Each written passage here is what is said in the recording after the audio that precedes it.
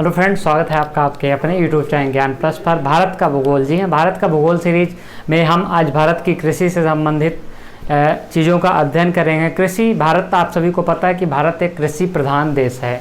भारत कृषि प्रधान देने के साथ साथ भारत की लगभग 52% जनसंख्या कृषि पे निर्भर है।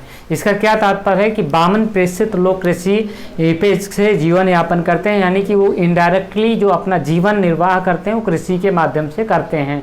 कृषि में खेती करते हैं और वहाँ से जो उपज होते हैं उसको मार्केट में बेचकर और अपना पेट भरकर अदर आवश्यकताओं को भी पूरा करते हैं। तो इसीलिए कहा जाता है कि 52% peoples are dependent in agricultures. तो ये चीज़ आपको ध्यान रखना पड़ेगा। तो कृषि से संबंधित इसके अलावा कई और चीज़ें हैं, तो हम आपको जैसे कब कब कौन सी फसलें बोई जाती हैं, खरीफ, रबी और जो जायद की फसलें होती हैं ये कब होती हैं। भारत में वास्तव में कृषि एक समस्या के रूप में इस समय है। कृषि कभी समस्या नहीं होती, कृषि हमेशा वरदान होता है, लेकिन कृषि में जो कृषक जीवन है वो इस समय क्या है, एक श्राप के रूप में है। क्योंकि आप देखेंगे कि प्रति वर्ष क्या है, हजारों किसान जो हैं आत्महत्या कर लेते हैं क्योंकि वो कर्ज में डूबे हैं। आखिर कर्ज में डूबने का उसके जिम्मेदार कौन है? तो इनडायरेक्टली का बात कहें तो सरकार जिम्मेदार नहीं होती है, लेकिन आप कहें तो कुछ माध्यम से सरकार जिम्मेदार होती है।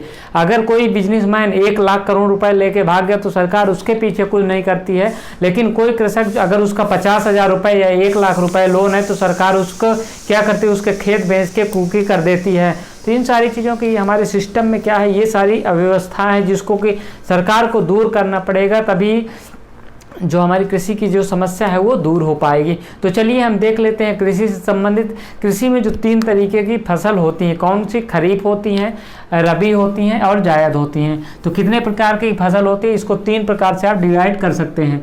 तो पहले सबसे हम कर लेते हैं खरीफ फसल कर लेते हैं। खरीफ 3 साल के 3 क्षेत्रों में बांटा, खरीफ, रबी और जायद। इन 3 क्षेत्रों में जो कृषि उत्पाद हैं इनको बांटा गया, यानी कि इन 3 साल, 1 साल के जो 3 होते हैं। अब ये कब, इसका जो टाइम पीरियड है ये देखना जरूरी है। सबसे पहले हम टाइम पीरियड देख लेते हैं, उसके बाद जो खरीफ की फसल है इसको बुआई कब होती है यहाँ पे हम देख लेते हैं। यहाँ पे फैक्टर देख लेते हैं, बुआई या बुआई हम देख लेते हैं। यहाँ पे सबसे ज़्यादा बेटर रहेगा वर्ड बुआई। अब बुआई कब होती है इसकी, देखिए यहाँ पे जून जुलाई में बुआई होती है, जून जुलाई में। रबी की फसल की बुआई कब होती है, देखिए पढ़ने का इसी प्रकार से तरीका होना चाहिए। आप यहाँ पे चीज़ों को सीरियल से रख लीजिए, खरीफ, रबी और जायद। इसकी बुआई कब होती है, जून जुलाई में। अब रबी की बात करते हैं तो इसकी कब होती है, तो ये नवंबर दिसंबर में, नवंबर और दिसंबर में इसकी बुआई होती है। नवंबर और दिसंबर में इसकी क्या होती है, बुआई होती है। अब यही प्रकार से जायद की क्या है, तो जायद की भी देख लेते हैं, मार्च अप्रैल में इसकी क्या होती है, बुआई होती है।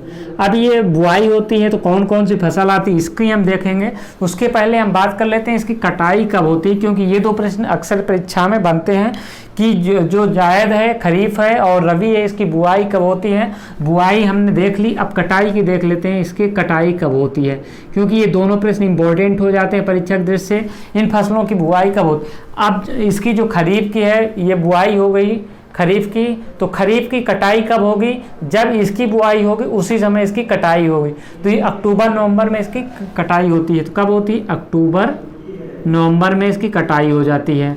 बहुत जगह अक्टूबर में नवंबर में कटाई होती है, तो ये चीज़ आपको ध्यान रखना है। अक्टूबर नवंबर में इसकी कटाई क्या हो जाती है, शुरू हो जाती है। इसी प्रकार से रबी की बात करते हैं तो इसकी क्या होती है, मार्च अप्रैल में बुआई, तो मार्च अप्रैल में इसकी कटाई भी हो जाती है। तो ये चीज़ आपको ध्यान देखना है, क्योंकि सीरियल से चीज़ों को आपको क्रम में इसी प्रकार से पढ़ना पड़ेगा, क्योंकि यहाँ पर देखना पड़ेगा। अब जायद की, तो जब इसकी बुआई होगी तब इसकी तो जून जुलाई में ये कट जाती है।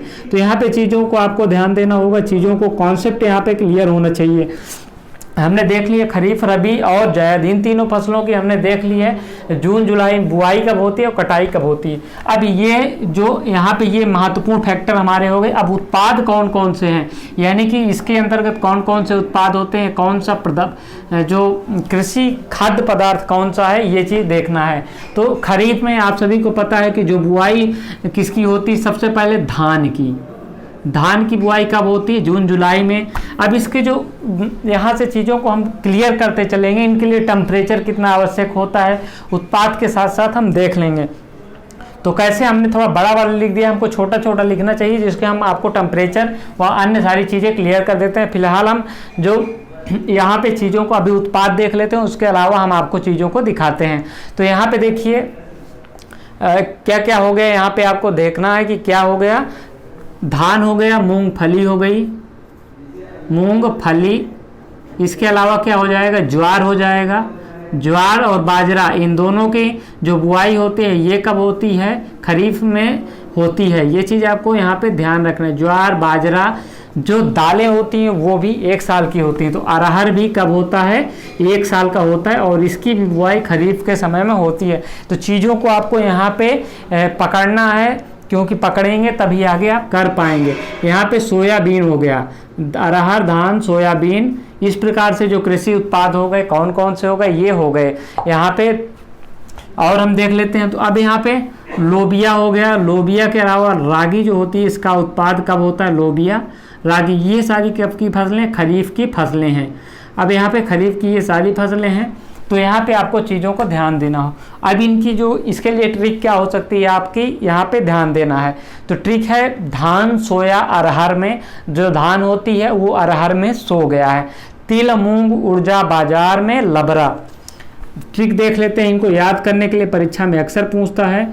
तो क्या हो? धान, सोया, अरहर में, धान, सोया, अरहर में। चीज़ों को आपको यहाँ से कॉन्सेप्ट क्लियर रखना है। धान, सोया, अरहर में। तो ट्रिक क्या हो रही है हमारी? धान, सोया, अरहर में। तिल, मूंग, तिल, मूंग, तिल, मूंग, उर्जा, बाजार में, उर्जा, बाजार में, लबरा। यहाँ पे आपको यहाँ से ध्यान रखना है। तो धान से क्या हो गया? धान हो गया। सो से सोयाबीन हो गया हमारा। चीज़ों को आपको ऐसे लिख करना, सोयाबीन हो गया। अरहर से अरहर हो गया। तिल से तिल, मूंग से मूंग, उड़द से उड़द हो जाएगा। जा से ज्वार हो जाएगा। यहाँ पे ध्यान रखना है, जा से ज्वार हो जाएगा, उड़ से उड़द हो जाएगा। बाजार से आपका क्या हो जाएगा? बाजरा हो जाएगा। क्या हो जाएगा? बाजरा।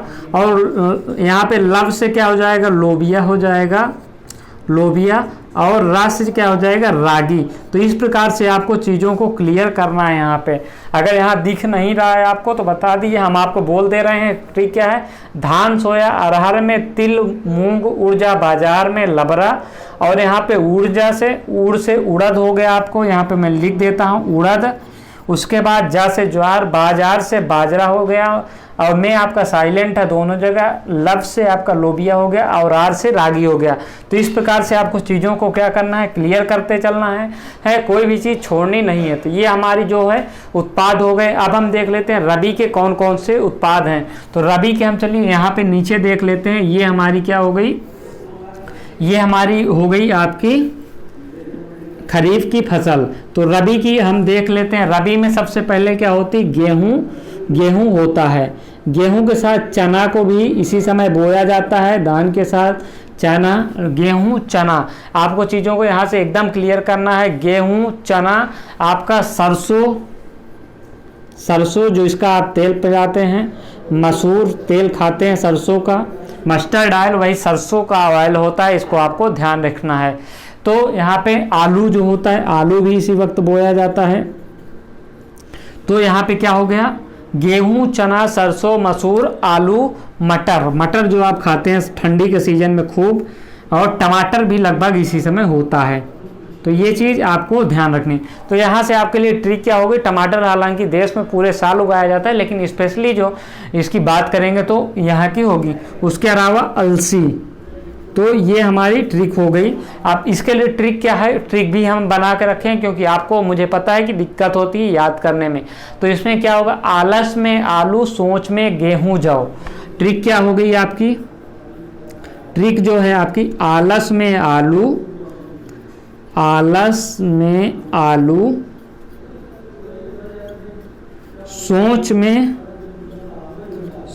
में गेहूं, जौ, सोच में गेहूं, जौ। तो आपको क्या हो गया? आलस में आलू है आपका, तो यहाँ पे चीज़ों को क्लियर करना है। आलस में आलू, सोच में गेहूं जा, तो आलस से क्या हो जाएगा आपका यहाँ से अलसी हो जाएगा आलस से, ठीक है। अब आलू से आलू हो जाएगा, यहाँ पे सोच से क्या, सो से सरसों हो जाएगा, यहाँ पे याद रखना है सरसों। चा से चना हो जाएगा, गेहूं से गेहूं हो जाएगा, जौ से जौ हो जाएगा। तो यहाँ पे चीज़ों को याद रखना है। इस प्रकार से आपको म से आप यहाँ पे मटर कर सकते हैं, मटर। तो क्या हो गया हमारा, ये सारी चीज़ें हो गई। तो ये ट्रिक रही आपको, इसी प्रकार से आपको पढ़ना है, रटने की यहाँ पे ज़रूरत आपको नहीं होगी। ये जो जायद की फसलें होती हैं गर्मी में होती हैं, एकदम गर्मी, जब भीषण गर्मी पड़ती है, गर्मी जब पड़ेगी तो क्या होगा, तो अब हम इसके चीज़ें देख लेते हैं। देखिए गर्मी में क्या होती है, गर्मी में कुछ नहीं है आपको। गर्मी में यहाँ पे देखेंगे तो यहाँ पे जो आप तरबूज खाते हैं, तरबूज, खरबूज, यानी कि जो आपकी गर्मी में जो पानीदार फल होते हैं, ककड़ी, खीरा, ये सारी ज़्यादातर ये सारी जो फसलें होती हैं इनको गर्मी में बोया जाता है और गर्मी में इनको काट लिया जाता है। तो इस प्रकार से आपको चीज़ों को याद रखना है, कैसे लिंक करना है ये हमने आपको दिखा दिया है। तो ग्रीष्म काल में ये आपकी फसलें हो गई। अब आपको यहाँ से आपको चीज़ों को लिंक कर लेंगे। अब हम आपको बताते हैं टेम्परेचर। तो जो खरीफ की फसल होती है यहाँ पे हम तापमान, जो दशाएं हम यहाँ पे लिख देते हैं, यहीं पे मेरे स्पेस है क्योंकि इधर अब मेरे स्पेस नहीं है, तो इनकी दशाएं हम यहाँ पे लिख, दशाएं कैसी होनी चाहिए इनके उत्पादन के लिए। देखिए इनके लिए उत्पादन के लिए जो टेम्परेचर होता है, वो तापमान जो जिसे कहते हैं आप, तापमान हम यहाँ पे लिख दे रहे हैं। तापमान जो होता है वो क्या हो, 25 डिग्री से अधिक होता है, 25 डिग्री सेल्सियस से अधिक। बुआई के समय 25 डिग्री सेल्सियस से अधिक कम से कम तापमान होना चाहिए। अब यहाँ पे चीज़ों को क्या, वर्षा जो है बुआई के समय कितना होनी चाहिए, वर्षा 200 सेंटीमीटर के आसपास होनी चाहिए। यानी कि इन फसलों के लिए अधिक वर्षा की बुआई के लिए आवश्यकता होती है। तो दो चीज़ें वहाँ पे हो गई हैं, जो तापमान है, वर्षा हो। अब ये हमारा जून जुलाई में क्या होता है कि अधिक तापमान होता है, वर्षा भी अधिक होती है, पूरे भारत की बात करते हैं लगभग। तो ये हमारा हो गई। कटाई के समय क्या हो जाएगा, कटाई के समय कम टेम्परेचर, यानी कि टेम्परेचर जो है वो 18 डिग्री सेल्सियस के आसपास होना चाहिए। इन चीज़ों को आपको ध्यान रखने। वर्षा कम होनी चाहिए, वर्षा आपकी 100 सेंटीमीटर से कम होनी चाहिए। तो ये चीज़ों को यहाँ से आपको क्लियर हो जाएगी, कैसा आप यहाँ से ध्यान दे सकते हैं। अब जो ग्रामीण लोग हैं उनको फसलें पता होती हैं आराम से कि ग्रामीण में जो ठंडी में होती है, गर्मी में कौन सी फसल उगाई जाती है, नॉर्मली उनको कॉन्सेप्ट क्लियर रहता है, उनको कन्फ्यूजन नहीं हो। लेकिन जो शहरी परिदृश्य से लोग आते हैं उनको दिक्कत होती है। तो इसी चीज़ के क्लियर करने के लिए हम, जब देखिए आपको क्या है, आप वर्षा कब ज़्यादा होती है, गर्मी में ज़्यादा होती है। गर्मी में ज़्यादा वर्षा होती है तो टेम्परेचर भी हाई होता है। तो इस समय कौन सी खरीफ की फसलें होंगी। अब खरीफ की फसलों को याद करने के लिए हम आपको ट्रिक दे दी है। तो आपको चीज़ों के यहाँ पे कभी टेम्परेचर पूछ ले तो ये सारी चीज़ें आपको क्लियर होनी चाहिए। तो यहाँ से आपकी कटाई के समय तापमान की मैं यहाँ पे बात कर रहा हूँ, कटाई नहीं बात कर रहा हूँ। अब यहाँ पे चीज़ें क्या हो गई, दशाएं यहाँ पे भी हम देख लेते हैं। यहाँ की दशाओं की बात करते हैं तो यहाँ पे दशाएं क्या होती है, वर्षा कम होनी चाहिए। यानी कि जो टेम्परेचर होता है बुआई के समय, टेम्परेचर बुआई के समय ये कम होना चाहिए, यानी कि ये 18 डिग्री सेल्सियस के आसपास होना चाहिए। और जो वर्षा होती है ये भी इनके अधिक वर्षा की आवश्यकता नहीं होती है। तो यहाँ पे वर्षा कितनी हो जा सकती है, यहाँ पे 80 से 100 सेंटीमीटर अगर वर्षा होती है तो इन फसलों के लिए पर्याप्त होती है। तो ये चीज़ों को आपको कटाई के समय यहाँ पे फिर टेम्परेचर बढ़ने लगेगा और टेम्परेचर 20-22 डिग्री यहाँ पे कटाई के समय इनको चाहिए। और वर्षा कटाई के समय नहीं होनी चाहिए। इनको पाला, ये फसलें जो हैं पाला से अधिक प्रभावित होती हैं। तो ये चीज़ें आपको यहाँ पे ध्यान रखना है। पाला से बचने के लिए हमें क्या होती है, खेतों में पानी भर दिया जाता है। ये चीज़ें कॉन्सेप्ट है, ये क्लियर रखना चाहिए आपको। अब इन फसलों की दशाओं की बात करें तो इनमें पूरा जो टेम्परेचर अधिक होती है, वर्षा लगभग ना के बराबर होती है, तापमान जो है 25 डिग्री सेल्सियस से अधिक हमेशा होता है। और वर्षा जो होती है, इनको वर्षा की आवश्यकता नहीं, अगर आप सिंचाई कर देते हैं तो कोई दिक्कत नहीं होती। 50 डिग्री से 50 सेंटीमीटर वर्षा जो होती है। तो ये चीज़ें यहाँ से आपको क्लियर करने के लिए ये हमने पूरा जो आपको मैप बना दी है। अगर आप कृषि पढ़ते हैं तो यहाँ से आपको चीज़ें लगभग अब कुछ क्लियर हो जाएंगी। कि भारत में जो कृषि की दशाएं, यहाँ से प्रश्न आपको अक्सर बनते रहते हैं, तो इसको आपको देख लेंगे तो आपकी चीज़ें क्लियर हो जाएंगी। अब हम देख लेते हैं, ये हो गया। आप अगर चाहते हैं तो इसका स्क्रीनशॉट लेकर रख सकते हैं, आपके लिए बहुत ज़रूरी चार्ट ये हो जाएगा यहाँ से आपके लिए। तो ये चीज़ें आपको रही, आप इसको यहाँ से देखते रहिए। अब हम आगे बढ़ते हैं, इसके आगे जब बढ़ेंगे तो चीज़ों को, अब हम भारत में जो कृषि की दशाएँ, कृषि की विधियों की हम बात करेंगे। भारत में नहीं, हालांकि विश्व में कृषि की लगभग इतनी ही विधियाँ पाई जाती हैं। और जो भारत में जो जोत है वो किस प्रकार से, कितने भागों में जोत को बांटा गया है, तो इसके लिए हम चर्चा करने जा रहे हैं। तो आप लोग लगे रहिए, जुड़े रहिए हमारे साथ, हम आपको सारी चीज़ें देंगे। अब हम भारत में कृषि की जो दशाओं की बात करते हैं, खराब स्थिति जो भारत में एग्रीकल्चर की जो बैड कंडीशन है, वो उसके जो प्रमुख कारण है वो क्या हो सकता है। तो उसके लिए सबसे प्रमुख कारण है जो जोत कम होता है। अब जोत कम कैसे होता है, इसको आपको चीज़ों को क्लियर करना होगा। देखिए, जब हमारे देश में क्या होता है कि जो जोत है वो बहुत कम है, यानी कि एक व्यक्ति के पास 1 हेक्टेयर, 1.5 हेक्टेयर, 2 हेक्टेयर है, इसमें वो कृषि अधिक अच्छे से नहीं कर सकता है। कृषि वो अच्छे से कर सकता है, लेकिन वो चीज़ों को, वो जो अत्याधुनिक जो संसाधन है उसका यूज नहीं करेगा, क्योंकि उससे उसका कोई लागत उससे वसूल नहीं हो पाएगी और उन चीज़ों का वो यूज नहीं कर पाता है। इसीलिए यहाँ पे कृषि की जो दशाएं हैं वो बहुत ख़राब हैं। अब चीज़ों को ये है, तो क्या होता है कि ऐसे लोग जो है कृषि पे जीविका, सिर्फ अपनी जीविका चलाते हैं, जो मजबूर हैं कृषि करने के लिए वही कृषि करते हैं, अन्य लोग नहीं। अब इसके ऊपर जो है, यही जो भारत में संख्या, इन्हीं की संख्या अधिक होती है। अब कृषि कैसे कम होती जा रही है, ये चीज़ आपको देखना है। जैसे यहाँ पे आपके दादाजी थे, ये आपके यहाँ पे दादाजी थे। अब दादाजी थे आपके यहाँ पे, ये आपके दादाजी, इनके पास मान लीजिए कि 50 हेक्टेयर ज़मीन थी। ये दादाजी की बात कर रहे हैं, 50 हेक्टेयर ज़मीन थी। अब कैसे जोत कम हो रहे हैं, इसका कॉन्सेप्ट आपको समझना होगा। अब ये यहाँ पे दादाजी के कितने बेटे हो गए, 4 पुत्र हो गए, 4 पुत्र यहाँ पे।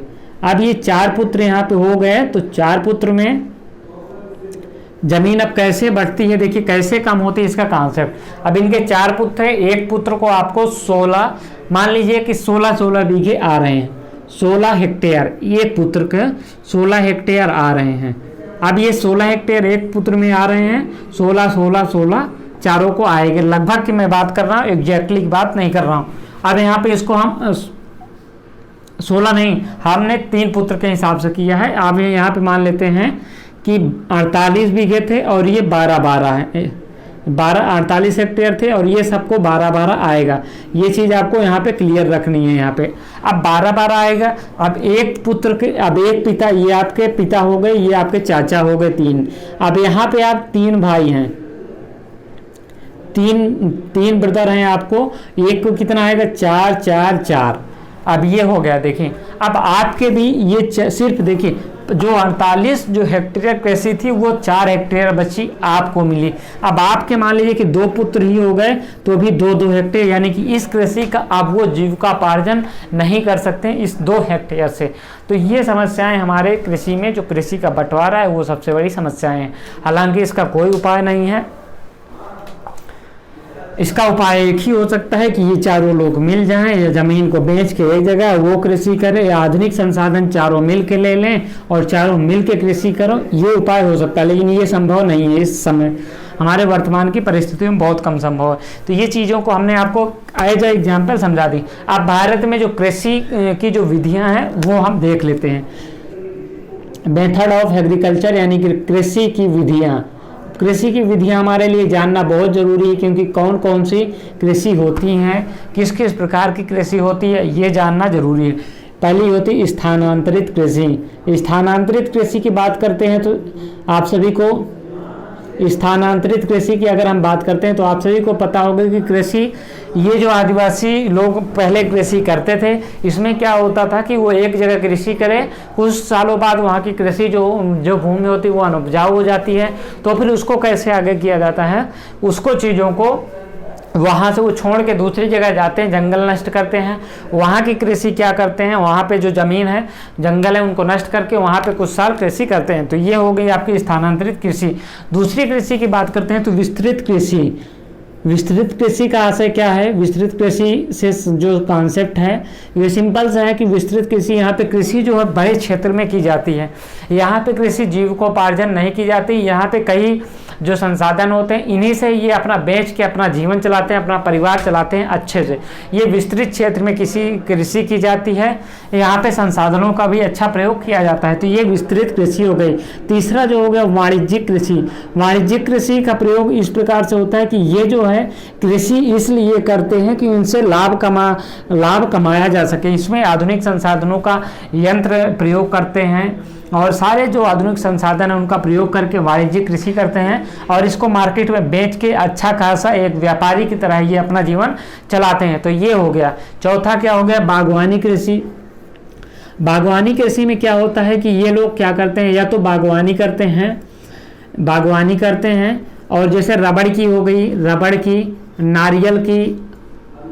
नारियल, जैसे कुछ लोग अमरूद का बाग लगा देते हैं, आम का बाग लगा देते हैं और वहाँ से चीज़ों को क्या करते हैं, आगे बढ़ाते हैं। तो इसी प्रकार से होता है काजू, केला, चाय, ये सारी चीज़ें बागवानी कृषि के अंतर्गत आती हैं। तो ये चीज़ आपको ध्यान रखना है। अब आगे इसी में क्या होता है कि कभी कभी चीज़ों को अलग तरीके से होता है। इसमें जो बागवानी कृषि होती है इसी में बीच में जो जगह बचती है वहाँ पे कृषि भी कर लेते हैं और बागवानी भी रहती है।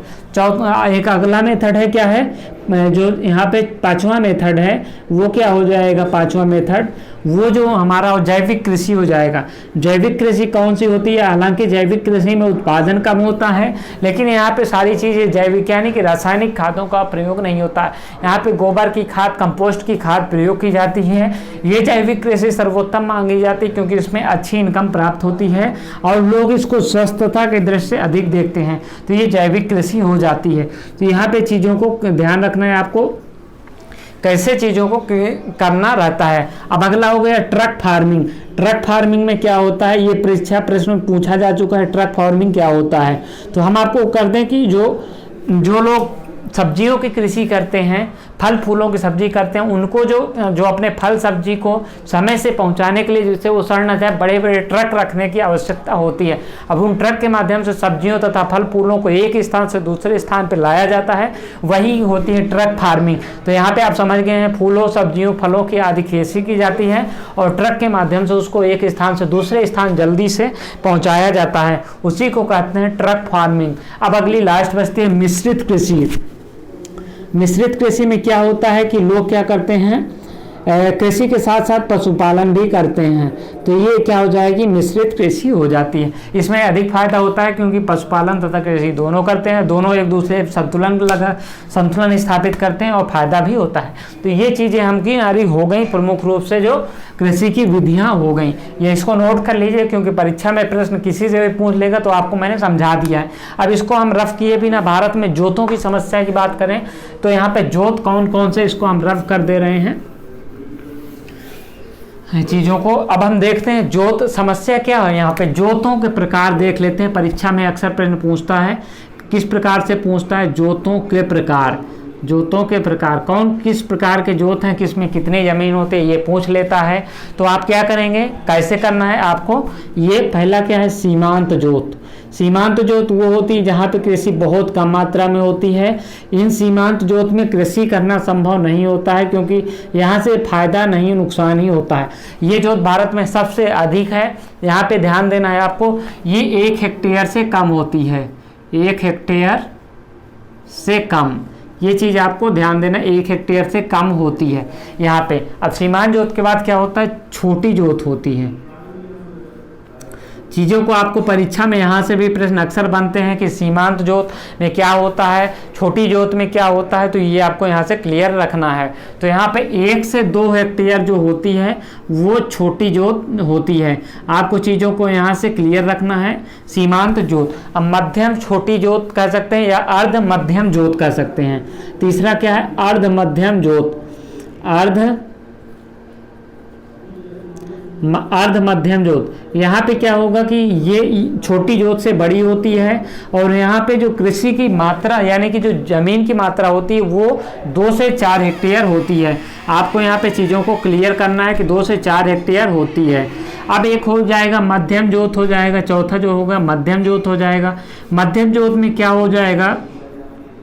मध्यम जोत में क्या हो जाएगा, 4 से 10 हेक्टेयर जमीन होती है। आपको यहाँ से देखना होगा, क्लियर करना होगा। अब इसके बाद क्या हो जाएगा, बड़ी जोत या बड़े किसान जिन्हें आप कहते हैं, बड़ी जोत उन्हीं को कहते हैं।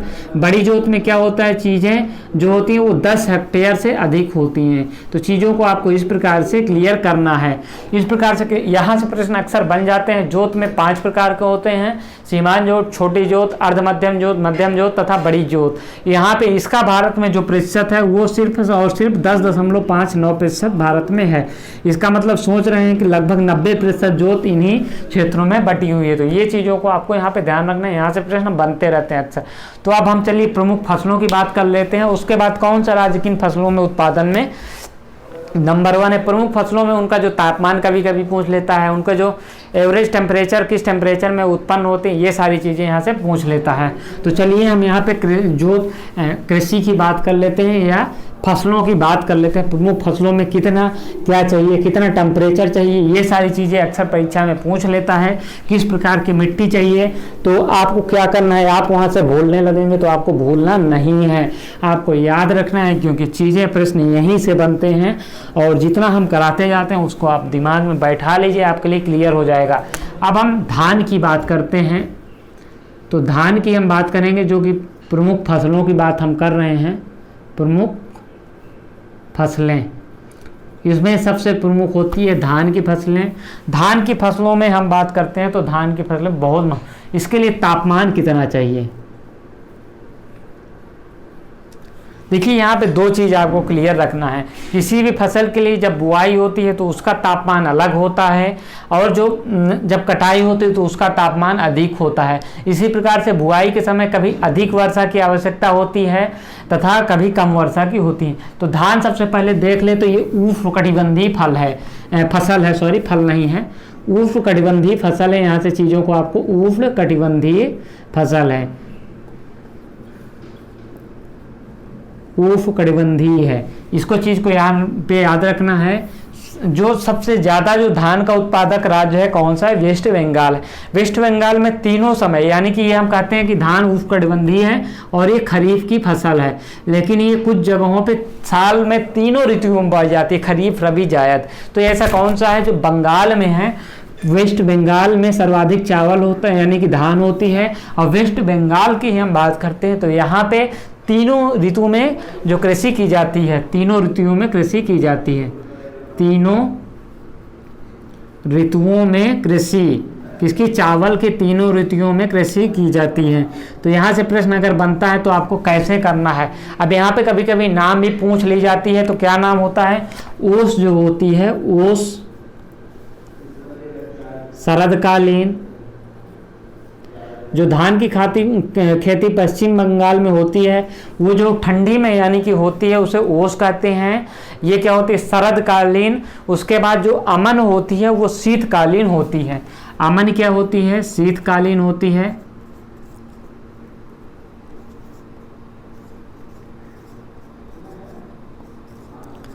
तो चीज़ों को आपको इस प्रकार से लिंक रखना है। बोरो क्या होती है, ग्रीष्मकालीन होती है। तो बोरो ग्रीष्मकालीन। यहाँ से अगर प्रश्न पूछेगा तो आपको कैसे करना है, ये सारी चीज़ें ध्यान देना है। ये तीनों प्रश्न कभी पूछ लेता है कि पश्चिम बंगाल में 3 साल में 3 ऋतुओं में कृषि की जाती है। ओस जो है वो शरदकालीन, सर्दी में आपको ओस ज़्यादा पड़ती है तो ओस याद कर सकते हैं। बोरो अमन, जो शीतकाल में लोगों को अमन चैन मिलता है, यानी कि ठंडी गर्मी से राहत मिलती है, अमन हो जाएगा। और आपका बोरो क्या होता है, ग्रीष्मकालीन हो जाएगा। इस प्रकार से आपको चीज़ों को लिंक करना है। आगे हम बढ़ते हैं तो यहाँ पे हम बात कर रहे हैं कि वेस्ट बंगाल में सर्वाधिक कृषि की जाती है, वेस्ट बंगाल में ही सर्वाधिक कृषि की जाती है। एक चीज़ हम यहाँ बात करें, तमिलनाडु में जो होती है वो सर्दियों में यहाँ पे इसकी वर्षा की जाती है, किसकी, धान की वर्षा की जाती है। टेम्परेचर की हम बात कर रहे थे तो हम टेम्परेचर की बात कर लेते हैं। टेम्परेचर इसके लिए कितने डिग्री सेल्सियस चाहिए। देखिए टेम्परेचर की बात करते हैं तो जो बुआई के समय है इसको अधिक टेम्परेचर की आवश्यकता पड़ती है, क्योंकि जून जुलाई में अधिक टेम्परेचर पड़ता है। तो आप सभी को पता है कि बुआई में इसको 25 डिग्री सेल्सियस से अधिक टेम्परेचर होना चाहिए। जबकि वर्षा की बात करते हैं तो वर्षा यहाँ पे अधिक होनी चाहिए। वर्षा धान के लिए 200 सेंटीमीटर के आसपास चाहिए। जहाँ पे 200 सेंटीमीटर वर्षा नहीं होती है लेकिन वहाँ पे धान की खेती की जाती है, तो वहाँ पे आपको चीज़ों को क्या करना रहता है कि वहाँ पे जो सिंचाई के माध्यम से लोग धान को उगाते हैं। ये हो गया। तो ये धान की क्या हो गया, नॉर्मल जो टेम्परेचर हो गया और ये चीज़ें हो गई। तो ये चीज़ें, ये 200 टेम्परेचर 200 सेंटीमीटर वर्षा औसत लिखी गई है, यहाँ पे आपको कंफ्यूज नहीं होता है। अब बता देते हैं, एक प्रश्न महत्वपूर्ण यहाँ से बन जाता है, सर्वाधिक क्षेत्रों में कृषि केवल धान की होती है। सर्वाधिक क्षेत्र में कृषि, भारत में सर्वाधिक क्षेत्रफल में कृषि धान की होती है। तो ये चीज़ प्रश्न परीक्षा में पूछ लेगा, तो आपको यहाँ पे गलत नहीं करना, गेहूँ नहीं मारना है, धान ही मारना है। ये हो गया। अब वेस्ट बंगाल सर्वाधिक उत्पादन वाला है, उत्पादन वेस्ट बंगाल पहले स्थान पे है धान की खेती में। उसके बाद आपका अपना यूपी है, उसके बाद क्या है, पंजाब है। पंजाब में इसके लिए ऋतुएं बहुत विपरीत पाई जाती हैं, लेकिन फिर भी यहाँ के किसान जो है नहरों के माध्यम से सिंचाई करके यहाँ पे अच्छी खासी जो है धान की कृषि कर लेते हैं। अब इनकी किस्में कौन हो जाती हैं, प्रश्न में पूछ लेता है। किस्में, किस्में क्या होती हैं, जमुना होती हैं।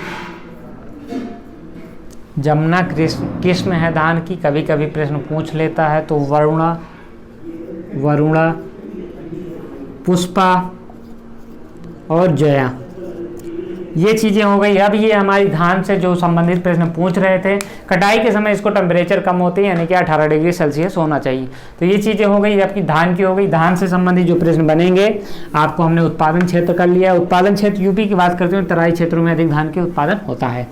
तो यहाँ पे चलिए धान के बाद हम बात कर लेते हैं एक और महत्वपूर्ण फसल जहाँ से प्रश्न बनने की संभावना है। धान के बाद गेहूँ की बात करते हैं। गेहूँ मोस्ट इम्पॉर्टेंट हो जाता है, क्योंकि गेहूं से अधिक प्रश्न बनते हैं। धान और गेहूं दोनों महत्वपूर्ण प्रश्न हैं यहाँ पे। तो गेहूं की अब हम बात कर